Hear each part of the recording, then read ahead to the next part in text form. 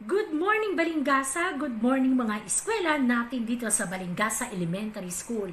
Siyempre, good morning din sa ating mga kaguruan at mga magulang na kasama natin linggo-linggo dito sa ating homeroom guidance. Tayo po ngayon ay nasa week 5 ng ating homeroom guidance weekly patalastas. Ako po ang inyong punong guro ginang Nancy Annie B. De La Paz na dumadalaw uli sa inyong mga klase. Salamat po sa pagpapaunlak na ako ay hayaan yung makadalaw sa mga klase ng inyong mga homeroom guidance. At ngayon nga po, although tayo po ay nasa week 5 na, tayo po naman ay nasa week 7 na ng ating regular schooling. Talaga po, 7th week na po tayo. No? Week number 7 na po ang mga aralin na natapos ng mga klase ngayon. At I assure you, na ang ating mga teachers ay masipag, masigasig at mahusay na nagturo ng mga aralin ng ating mga anak. Yes po, tunay na masigasig po nating nais itawid ang education ng ating mga eskwela. Kasi nga, tayo po sa kagawaran ng edukasyon, ayaw po nating sumuko at sabihin na hindi natin kayang gawin ito. Nais ko pong patunayan sa akin pong pangunguna bilang punong guro ng ating paaralan, nais ko pong i-push ang advokasiyang ito na maituro talaga ng ating mga kaguruan sa bawat klase po nila, whether online or modular, ang lahat ng aralin na dapat ay maituro sa ating mga eskwela. Tunay po na aware naman tayo sa nagiging resulta sa international testing. When we say international testing, nagsasagawa po ang iba't ibang agency ng ibang education partners, ng ating DepEd, ng tinatawag na assessment. Ito po yung standardized test na ibinibigay sa magkakaedad o magkakalevel ng mga bata sa buong mundo. Whether sila ay nag-aaral sa public school or private school. At ibinalita nga ito nung nakaraan at tayo po ay nalulungkot na ang Pilipinas po ay mababa ang performance in mathematics, science, and reading. Batid po natin na talaga naman na kinukulang. Pero sabi ko nga at sabi po ng ating mga teachers, we will try our best. Na maiangat kahit papano ang kakayahang ito ng ating mga eskwela. Kaya po, we would like to give you that inspiration, that direction, that focus na dun tayo patungo. That our children will learn a lot in reading, mathematics, and science. Noong pong Monday, during our FB live stream, nagbigay ako ng challenge para sa ating mga mag-aaral. And that weekly challenge is that every child must read a book. Ano po? What book? Kailangan ba na ito ay hardbound or non-fiction or fiction? Ano po? So, I'm encouraging our students, even as young as kinder, grade 1, alam ko na marami nang mahilig magbasa sa mga bata natin. But we just need to encourage them. Pero syempre, lalo-lalo na yung mga mas malalaki nating mga eskwela, yung pong nasa grade 4, nasa grade 5, nasa grade 6. So, our campaign, our campaign this month or this week mag-start is that we would like our students to start reading a book. At least one book a week, At least one book a week po. Kung sasabihin nyo, ay ma'am, wala naman kaming book eh. Alam ko, naku, hanap-hanap lang, may makikita kayo dyan. And then, pwede namang maghiraman, yung you exchange your books, di ba? Pero syempre, i-disinfect, Ayoko namang sabihin, kaya nagkahawa-kahawahan ng COVID kasi sabi ni principal, maghiraman ng libro. E di i-disinfect, di po ba? So, ano ba ang makukuha natin or what will we gain if we're going to read a book? So, as we would like to promote our knowledge in science, in mathematics, and in reading, allow me to take part on that. And my campaign is, for this week, gusto ko magbigay ng quiz sa inyo. Magbigay ako ng quiz B sa ating mga eskwela. At gusto nyo ba yon? Madali lang ito. Now, my quiz for today is for our students in grade 4 to 6. No, masasagutan ito ng mga eskwela natin from grades 4 to 6. Mamaya gagawa din ako ng quiz natin para naman sa kinder hanggang grade 3. Ayan. So, get ready na mga bata at gamitin ang whiteboard at pen ninyo para makasali sa ating pa-quiz ngayong umaga. Ayan. Okay, get ready now for our question number 1. Just get ready with your whiteboard and pen and eraser. Okay, we will be answering. I prepared here 1 to 15 items. Okay, number 1. In the Bible, who are the first man and woman?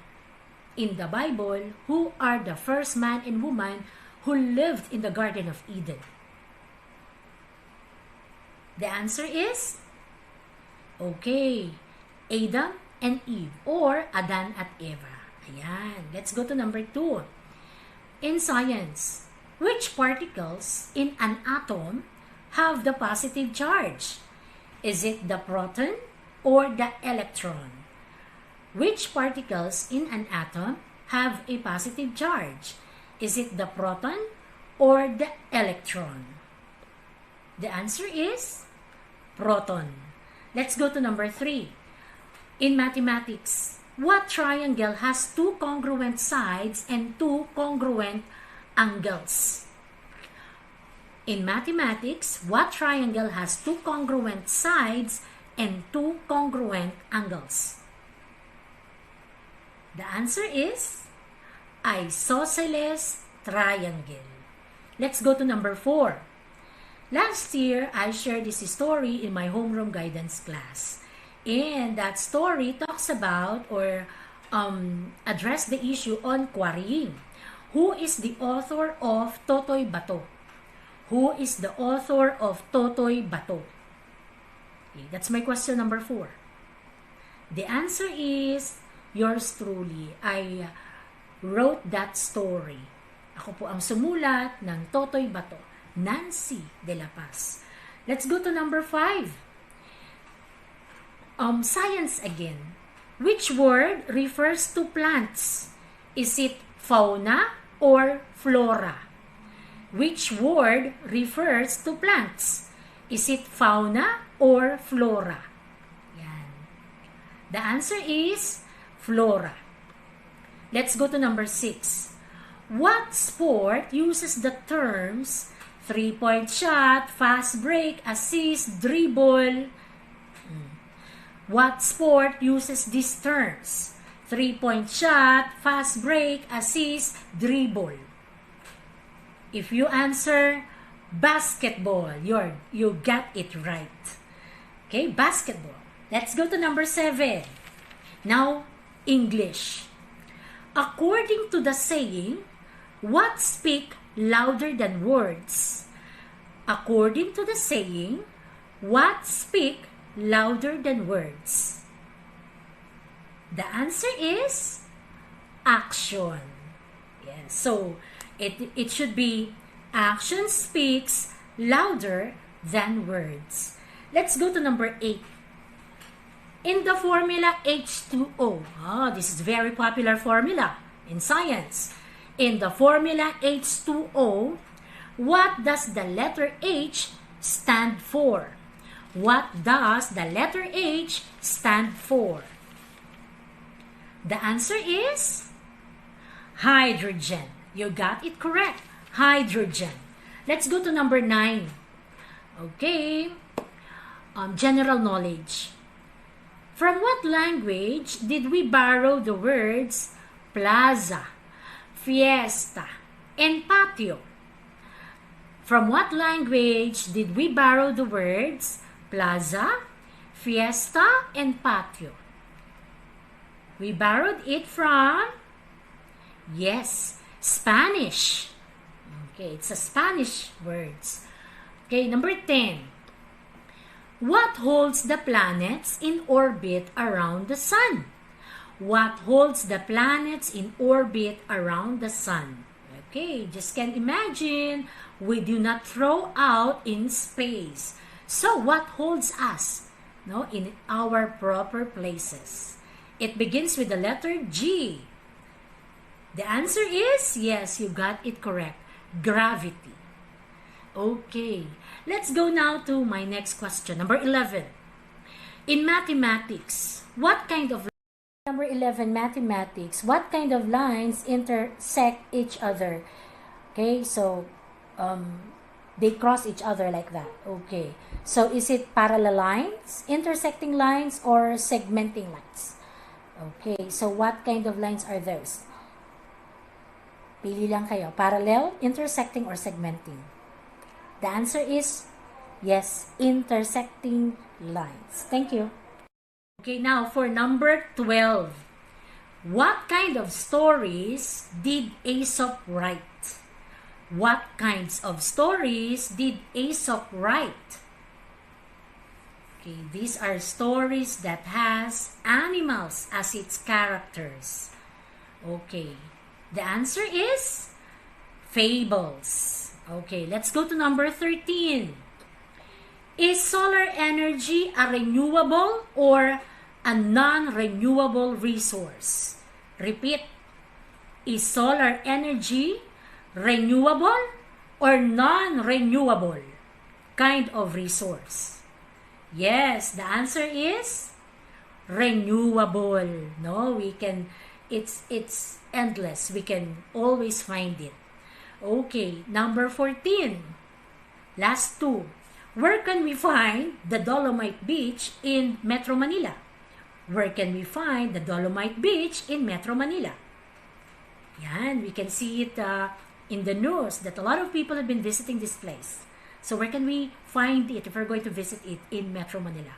It is found in the, yes, in the city of Manila or in Maynila. Okay? Right beside the U.S. Embassy. And for my last number 15, what about the La Mesa Dam? Okay, it's a nice place also to visit, but where is it located? Where is La Mesa Dam located? Okay, if you answer in Fairview, Quezon City, you got it correct. Very good. Fairview, Quezon City. So, thank you with that. That's 1 to 15 questions that I shared with you. I hope you learned something today and you keep on reading, children. No, try to read a lot, know about the environment, read about literature, read as many stories as you can. Okay, and remember, what you learn, you will be able to share also to others. You will have better posts in your FB. You have better TikTok stories. Okay, you have more sharings that you can do in your classes when you've been reading a lot. So you are not limited to read only the textbook that you have. You can read about science, of course, you can read about mathematics, you can read about literature, and then do not forget to read also about the Bible. There are 66 books, no, that comprises the Bible, written by different people who got the inspiration from God. Okay, so I hope that all children of Balingasa Elementary School will start their reading habits even more this time. Okay, so lagi ko po sinasabi dito sa Balingasa. Sa Balingasa ay may pag-asa. Tuloy po ang edukasyon. Let's keep that inspiration in our hearts. God bless everyone!